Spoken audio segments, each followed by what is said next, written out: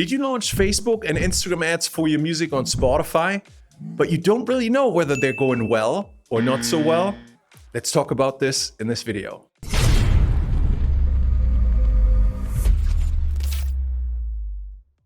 Hey, it's John here at Hyped. Promoting your music on Spotify using Facebook and Instagram ads has become really easy using Hyped's ad automation. You can do this in minutes now. But once you launch one of those campaigns, how do you actually know whether it's going really well or if it's not going that great? So in this video, I'm gonna show you how I analyze all of my music ad automation campaigns so I know whether it's a good idea to keep them running or it's a good idea to kill them. Best way to do this for me is at my screen, so let's jump right in. I'm logged into Hyped right now. I'm looking at my dashboard and specifically the ad campaigns tab over here. And you'll notice that with every ad campaign that I'm running here, I have this little analytics icon. And with this analytics icon, I can get to the data that really helps me understand whether my campaign is trending in the right direction. So I'm swapping over to a different tab here where I open up the analytics for my song Crazy. This song released last week on Thursday, so it's been 7 days that the song has been out. And this is the first time I'm going to check on the analytics to see how the campaign is performing and if I'm getting out of this campaign what I'm expecting to get out of it. So what I'm going to do is I'm going to scroll down to the timeline. This is really where I get the information that I want to analyze. And let me quickly show you what we have here. First, we have the number of visits that are being tracked on a daily basis. That's the gray curve here. Then in blue, we have the number of link clicks. So those are link clicks on the smart link over into Spotify. Then we have cost per click here, which is indicated by the red line. And I can flip this over to another metrics here, link clicks per visits, which means out of everybody who visits the smart link, what percentage of people is clicking over into Spotify? That's a great indicator for the level of engagement that I'm getting from my campaign. And when I'm analyzing a campaign, and it doesn't matter whether that's after a week or after 2 weeks or 3 weeks, there are really two things that I'm looking for, two trends that I want to see happening. The first one has to do with link clicks per visit, so the engagement rate, which is what the red curve shows me right now.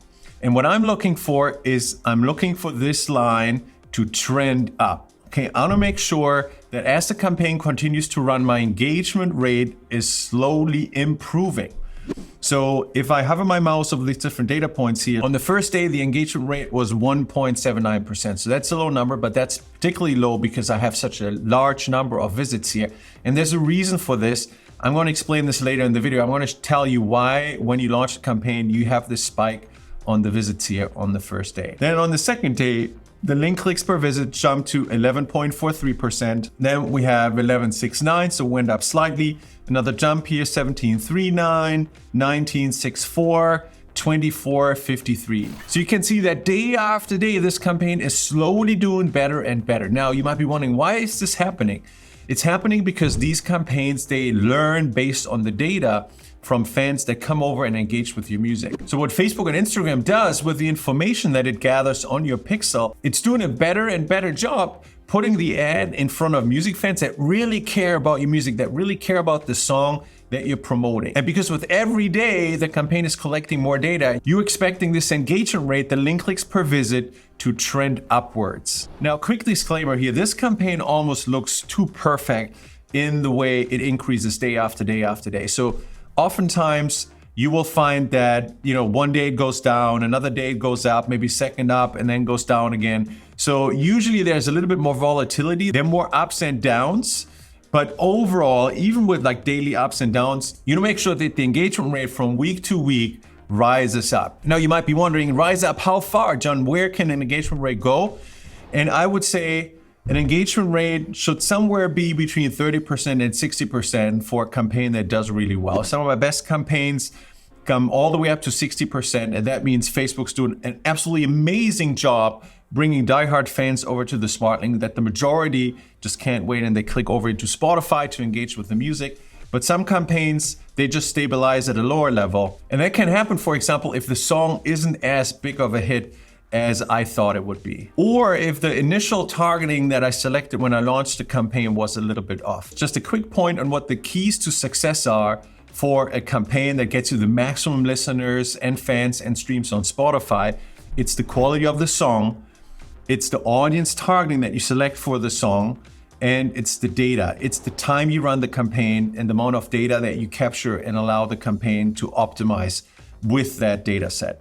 All right, so if the song's amazing, the targeting is right on, and the data is flowing in, then you can see engagement rates that are going to be higher than 50%. So that's the first thing I'm looking at. I want to make sure that the engagement rate is trending up. Now, there's a second thing I said I'm looking at, and the second thing is the cost per click. With the engagement rate improving, I want to make sure Facebook does a better and better job utilizing my budget to get me diehard fans. And if that happens, it should get me more fans at a lower cost per click. And cost per click, it doesn't mean the cost for somebody to click on the ad in Facebook. No, it's the cost for somebody to click on the smart link over into Spotify, which is ultimately what we want. We want fans to get into Spotify. And so for cost per click, what I want to see is that number trends down. I want to see that number get lower and lower, either day after day or at least week after week. So if I look at this one here, on the first day, it was at 47 cents.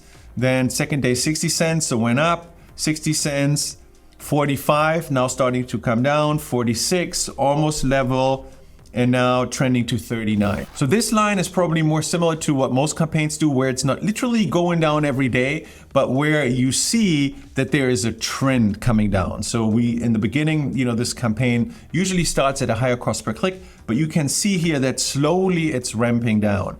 And it doesn't mean that every day it has to come down, but the overall trend means that the cost per click is coming down. So for this campaign, my assessment will be after week, it looks great. I'm definitely going to keep it running because both of the metrics that I want to look at, cost per click is trending where I want it to trend. It's trending down, and the link clicks per visit, it's trending up, which is also where I want it to go. Now, full disclosure again, this campaign here is almost a little bit too picture perfect in the way these trend lines come out right from the beginning. Sometimes it might take 2 weeks or 3 weeks or sometimes 4 weeks for these trend lines to become visible. And that's why my strong recommendation, both for my own campaigns, but also for any campaigns that you might be running, whether that's using the Hyped Ad automation or whether you set those up manually in Facebook, is always keep them running for at least 4 weeks. Because if you kill a campaign too early, you may not ever get to its full potential. And on that note, I'm actually going to link to a video above where I show you one of these campaigns that started off really, really poorly and didn't give me this warm and fuzzy feel that I want to get from a new campaign.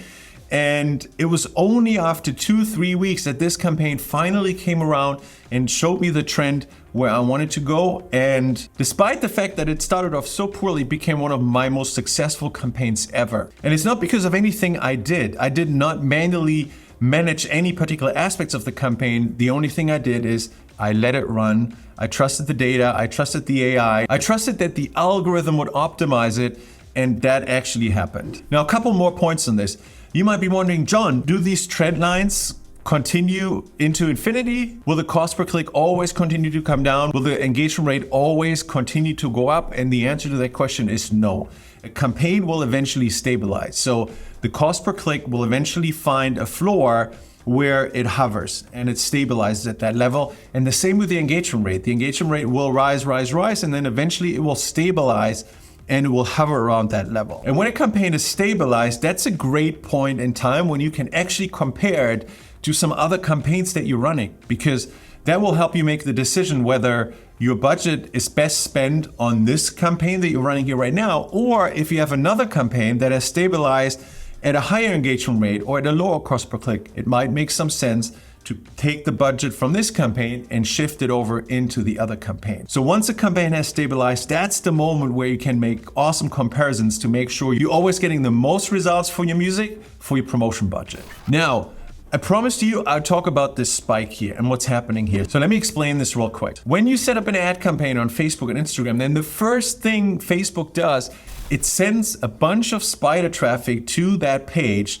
in this case your smart link, in order to analyze the page. What's on that page? How does this page load? How does it perform? Usually these visits come from the US and from Ireland, which are both locations where Facebook has servers. And you might have noticed that when you launched a campaign and you checked your analytics, two things where you can sometimes see this is the moment you have saved your campaign and hyped it, it looks like all of a sudden it has like 200 or 300 visits, and you're scratching your head. You're wondering, wow, this campaign is still in review. How can it have 200, 300 visits? Where are those coming from?